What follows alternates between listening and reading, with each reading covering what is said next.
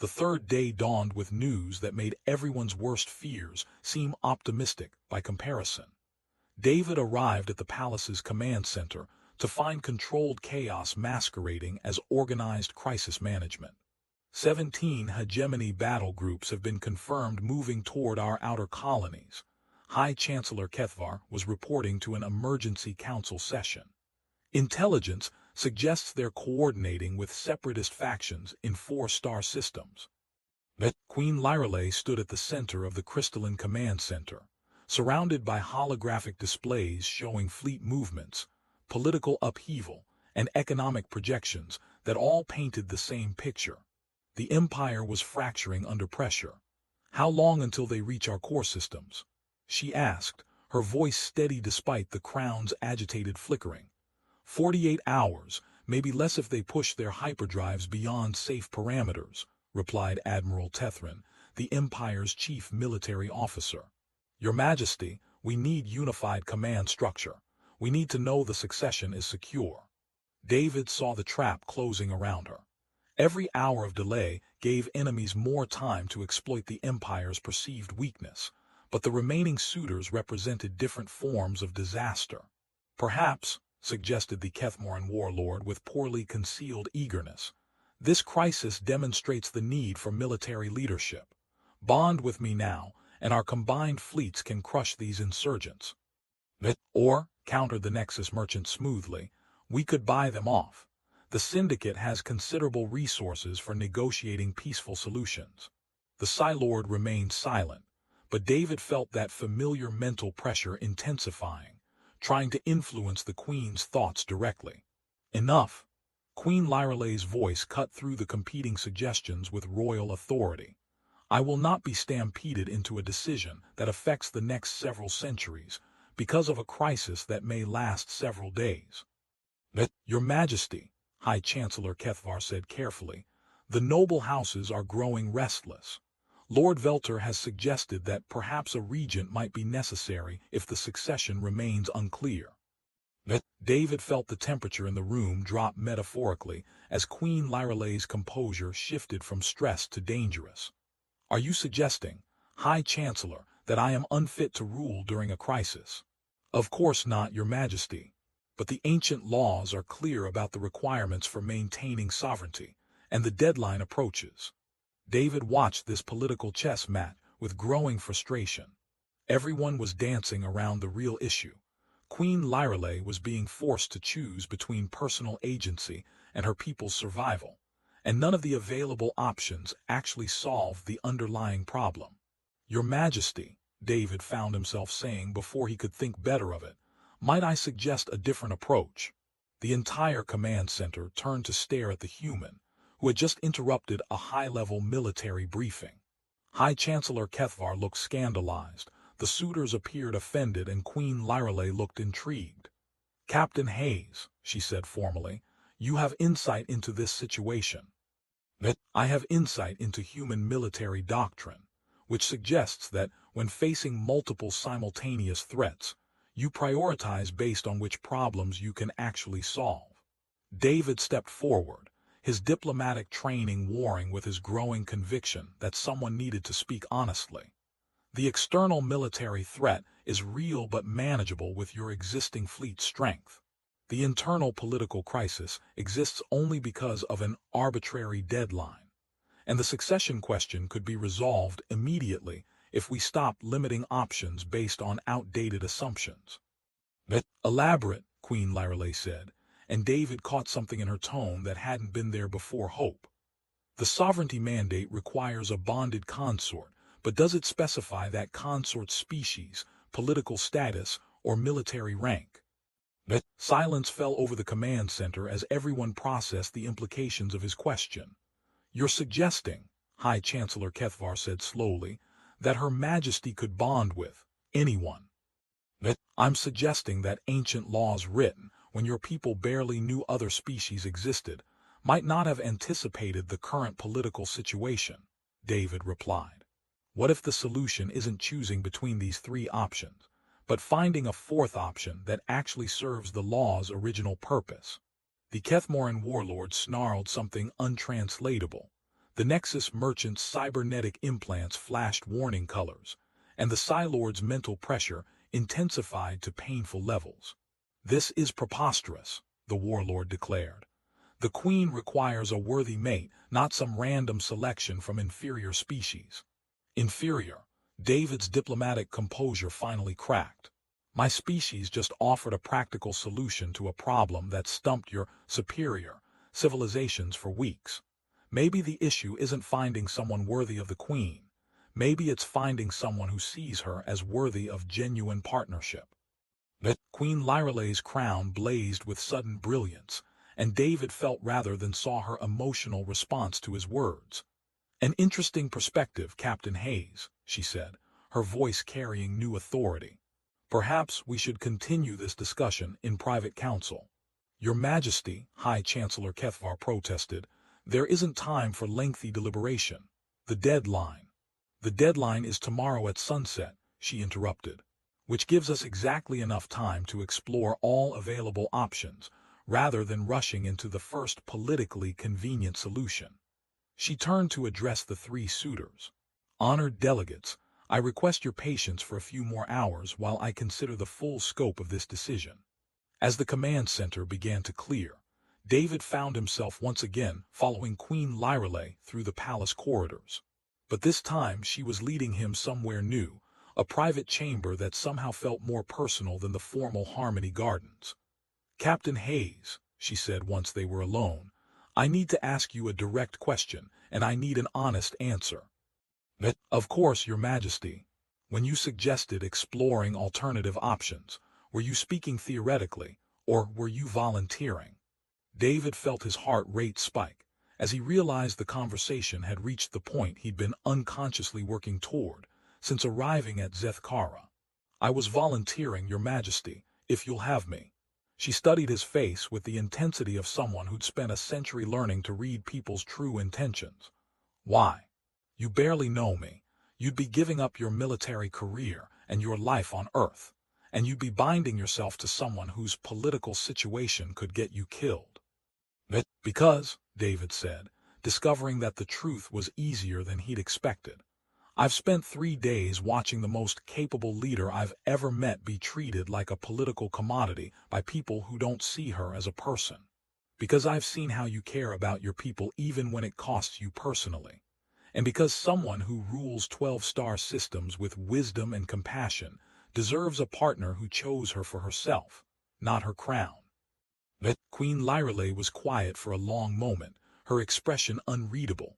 Finally, she asked, "What do you know about Valdorian bonding ceremonies?" "Nothing, beyond the fact that they apparently involve some form of permanent commitment." "They involve harmonizing life energies through crystalline resonance chambers. The process creates a psychic bond that allows partners to share emotional states and support each other through mental connection. It's..." She paused, looking almost shy. "It's the most intimate thing our species can do with another being. And you're willing to share that with someone you've known for 3 days." "I'm willing to share that with someone who sees me as Lyralae rather than just Queen Lyralae," she replied. "Someone who offered to help rather than trying to take advantage. Someone whose people value individual choice and personal freedom, qualities I've admired from afar but never been able to experience." David felt something settle into place in his chest, a sense of rightness that had nothing to do with diplomatic protocol or political advantage. "Then yes, Your Majesty, if you'll have me, I'm volunteering." Her smile transformed her entire face, making her look younger and more hopeful than he'd yet seen her. "In that case, Captain Hayes, I think you should start calling me Lyralae. We have a bonding ceremony to plan, an empire to save, and a very confused court to convince that sometimes the most unconventional choice is the right one." Outside the chamber, alarms continued to sound as enemy fleets approached the Empire's borders.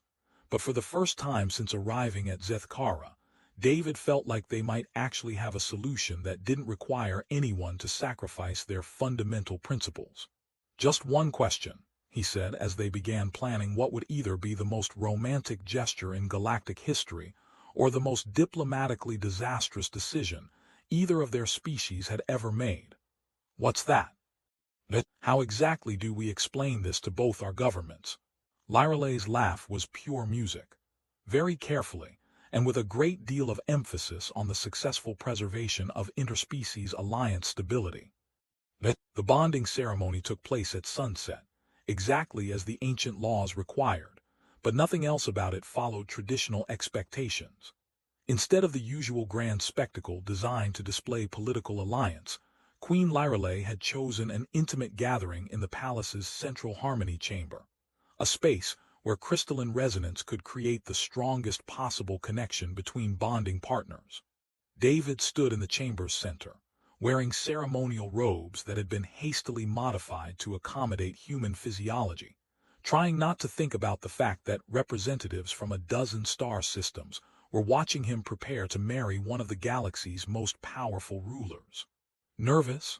Asked Zarath, who had been assigned as his cultural advisor for the ceremony. Terrified, David admitted honestly. I'm about to psychically bond with someone I've known for 4 days, while enemy fleets approach her borders, and after essentially proposing marriage as a diplomatic solution to a succession crisis. This either works out spectacularly well, or becomes the most embarrassing interspecies incident in recorded history. Both outcomes remain possible, Zarath said cheerfully. Though I should mention that the Queen's emotional resonance readings have been consistently positive since she accepted your proposal. That's a good sign. Queen Lyralay entered the chamber in traditional bonding robes that seemed to be woven from crystallized starlight, accompanied by High Chancellor Kethvar and the other members of her council. The 3 rejected suitors had been diplomatically invited to witness the ceremony, though their expressions suggested they considered this an elaborate insult rather than an honor. Citizens of the Valdorian Empire, High Chancellor Kethvar announced, his voice carrying through both the chamber and the empire-wide communication system. We gather to witness the bonding of Queen Lyralay with Captain David Hayes of Earth, in accordance with the sovereignty mandate and the ancient laws of our people. David felt the weight of history settling around him as he stepped forward to meet Lyralay at the chamber's ceremonial center. The crystalline walls began resonating with harmonics that seemed to come from everywhere and nowhere, responding to their proximity and emotional states. David Hayes, Lyralay said, her voice formal but warm, do you freely choose to bind your life essence with mine, to share in the governance of this empire, and to support our people's welfare above your own interests? I do, David replied, and the crystals sang in response to his conviction. Do you understand that this bond will connect our minds and hearts in ways that cannot be undone, and that you will experience my thoughts and emotions as clearly as your own? I understand, and I choose this connection willingly. Lyralay's smile could have powered the entire city. Then, let us begin the harmonic synchronization. What followed was unlike anything David had imagined possible. As they placed their hands together within the crystal resonance field, he felt his consciousness expand beyond the boundaries of his individual mind. Lyralay's thoughts and feelings flowed into his awareness, her century of loneliness, her dedication to her people, her fears about the approaching crisis, and underneath it all, a growing warmth directed specifically at him. Through their connection, he felt her experiencing his own emotional state. His genuine care for her well-being, his respect for her strength and wisdom, his determination to support her regardless of personal cost, and his amazement at finding someone who shared his values of service and compassion. The bonding is successful, High Chancellor Kethvar announced as the crystal chamber blazed with harmonized light. Long live Queen Lyralay and her consort. The formal celebration that followed felt almost anticlimactic compared to the intensity of their mental connection. David found himself navigating conversations with alien dignitaries, while simultaneously experiencing Lyralay's diplomatic thoughts, creating a surreal double awareness that somehow felt completely natural. Your Majesty, Admiral Tethrin approached during a brief lull in the ceremony. We've received updated intelligence on the hegemony fleet movements.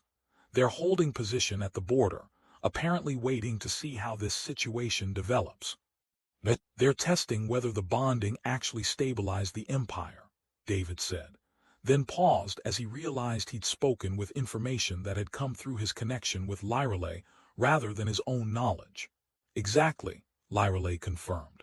Which means our first act as bonded partners should be a clear demonstration that the Empire is stronger than ever. Within hours of the ceremony's conclusion, they were in the palace's war room coordinating a response that combined human tactical innovation with Valdorian strategic resources. David found that their mental link allowed for communication and planning at speeds that amazed even veteran military commanders. If we position the Third Fleet here, David suggested, highlighting a position on the tactical display, we can threaten their supply lines while appearing to retreat from our outer colonies. And if I announce a diplomatic summit here, Lyreley added, indicating a neutral system, we can draw their command ships out of position while our forces regroup. The strategy session continued through the night, with David contributing human military doctrine, while accessing Lyreley's encyclopedic knowledge of galactic politics through their bond. By dawn, they had developed a response plan that successfully convinced the hegemony forces to withdraw, while strengthening the Empire's position with several previously neutral systems. Not bad for your first day as consort, Zarath observed as reports of the successful operation filtered in. Most bonded partners take weeks to achieve this level of coordination. But most bonded partners probably know each other longer than 4 days before linking minds, David replied, though he found himself remarkably comfortable with the intimate mental connection. Though I have to admit, this is definitely the most effective partnership I've ever been part of. That's because, Lyreley said, appearing beside him with the silent grace their bond allowed her to achieve, we were already emotionally compatible before the ceremony. The harmonic synchronization just formalized what was already developing between us. But through their connection, David felt her contentment and satisfaction, not just with the successful crisis resolution, but with having found someone who genuinely wanted to share the burdens of leadership rather than simply benefiting from its privileges. So, he said, looking out at the crystal city that was now as much his home as Earth had ever been, what happens next? Aside from the obvious diplomatic chaos when both our governments try to figure out what we've done. Next, we prove that sometimes the most unexpected partnerships create the strongest foundations, Lyreley replied, her hand finding his as the crystal walls around them hummed with harmonized contentment. We show the galaxy that cooperation between species isn't just possible, it's the key to building something better than either of us could achieve alone. David felt their shared determination resonate through their bond, and realized that saving the Empire had been just the beginning. Together, they were going to reshape how the galaxy thought about leadership, partnership, and the possibilities that opened when someone chose love over convenience. You know, he said, squeezing her hand as they watched the sunrise paint the crystal spires in brilliant colors, when I volunteered for this diplomatic mission, I thought the most exciting thing that would happen would be negotiating trade agreements. Disappointed? Lyreley asked, echoing their earlier conversation. Are you kidding?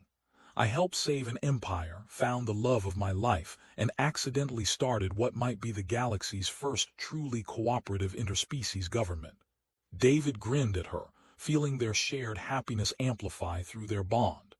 This is definitely the best diplomatic assignment I've ever had.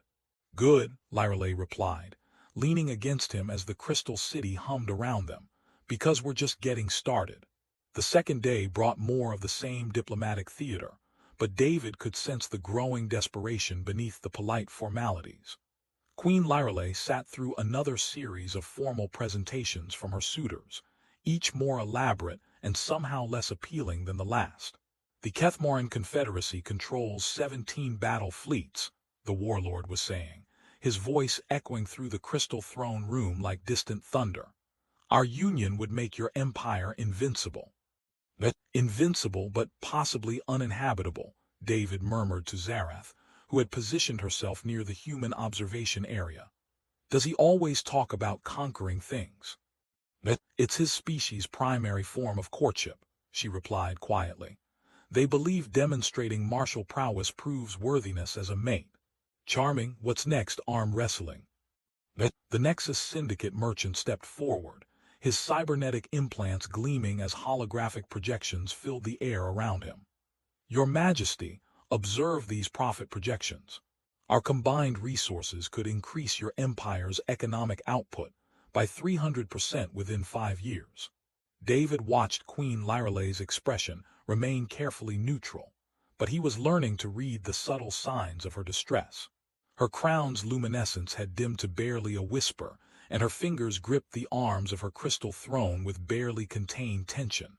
"And you, honored Psi Lord," she asked with admirable composure, "what does your Federation offer?" The Psi Lord's response came not in words but as a wave of mental pressure that made everyone in the room wince. David felt phantom images flood his mind, visions of psychic domination, populations moving in perfect synchronization, and the cold satisfaction of absolute mental control. "I offer unity of thought," the Psi Lord finally spoke aloud, his voice carrying harmonics that made David's teeth ache. "No more discord, no more individual chaos, perfect order." "Perfect slavery, more like," David muttered, earning a sharp look from several Valdorian courtiers. Queen Lyraleigh stood gracefully, her movements fluid despite the obvious strain she was under. "I thank you all for your presentations. I require time to consider your generous proposals." As the court began to disperse, David noticed the Queen slip away through a side corridor, rather than retreating to her official chambers. Acting on impulse, he followed at a discreet distance, telling himself he was just concerned about diplomatic protocol. The corridor led to what Zareth had mentioned earlier, the palace's Harmony Gardens. David found himself in a space that defied explanation. Crystalline plants that sang in response to emotional states, pathways that seemed to flow like water made solid, and an overall atmosphere of peace that felt almost therapeutic. Queen Lyraleigh stood among the singing crystals, her royal composure finally cracking. The plants around her resonated with discordant notes that spoke of frustration, fear, and bone-deep loneliness. "I don't suppose you have an opinion on my situation, Captain Hayes." David startled, realizing she'd known he was following her. "Your Majesty, I apologize for intruding." "Please." She turned to face him, and he was struck by how young she looked despite her century and a half of life. "I could use a perspective that doesn't involve conquest, profit margins, or mental domination." "Well, speaking as someone whose species specializes in questionable decisions," David said, moving closer but maintaining respectful distance, "I'd say you're being asked to choose between 3 different flavors of misery." Her laugh was bitter. "That's remarkably accurate. Each of them sees the crown, not the person wearing it. Can I ask you something? And I mean this with all due respect to Valdorian tradition and my complete ignorance of your legal system." "Ask. Why does this law exist? I mean, what were your ancestors thinking when they decided rulers had to marry on a schedule?" Queen Lyraleigh sank onto a crystal bench that immediately began humming a gentle melody, apparently responding to her emotional state. "The sovereignty mandate dates back to our species' transition from collective consciousness to individual awareness. Our ancestors feared that isolated leaders would become disconnected from their people's needs. The bonding requirement ensures the ruler maintains emotional ties to someone other than themselves." "That actually makes sense," David admitted. "In theory. In practice, it seems like you're being forced to bond with someone who definitely doesn't represent your people's best interests." "Exactly." The crystals around them shifted to warmer tones as her mood lightened slightly. "I've studied your human concept of marriage for companionship and emotional fulfillment. It's fascinating and completely impractical for someone in my position." "Is it though?" David found himself asking. "Impractical, I mean. What if the law was designed to ensure you had genuine partnership rather than just political alliance?" She looked at him with sudden attention. "What do you mean?" "I mean, what if your ancestors wanted you to find someone who chose you as a person, not as a political opportunity? Someone who could provide actual emotional support, instead of just adding to your responsibilities?" The crystal plants around them began singing in harmonious patterns, responding to what David was beginning to recognize as hope in the queen's emotional state. "That's a beautiful idea," she said softly, "but unrealistic given my circumstances. Who would choose a queen for herself rather than her power?" David felt something shift in his chest, a realization that probably should have terrified him, but somehow felt perfectly natural. Someone who doesn't need your power because they have something more valuable. Which would be their own principles, their own reasons for caring about you and your people. He paused, then took what felt like the biggest risk of his diplomatic career. Someone who sees a woman trapped by impossible circumstances and wants to help, not take advantage. But Queen Lyrale stared at him, the crystal plants singing more intensely as her emotional state fluctuated between hope and disbelief. "Captain Hayes, are you suggesting what I think you're suggesting?" But before David could answer, emergency alarms began sounding throughout the palace. The Harmony Garden's peaceful atmosphere shattered as Zareth burst through the entrance, her expression grim. "Your Majesty, Captain Hayes, you need to return to the command center immediately. Long-range sensors are detecting fleet movements at 3 border systems. The hegemony forces are mobilizing." "They're taking advantage of the perceived weakness," Queen Lyrale said, her royal demeanor snapping back into place even as the crystal plants continued their agitated symphony. "How much time do we have?" David asked. "Before they reach our core systems, maybe 2 days, less if they push their engines hard."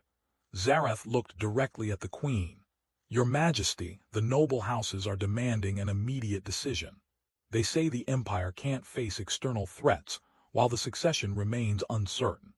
David watched Queen Lyrale's face transform back into the mask of royal composure, but the crystal plants betrayed her true emotional state: fear, determination, and something that looked remarkably like resolve. "Then perhaps," she said, looking directly at David, "it's time to consider unconventional solutions to an impossible situation."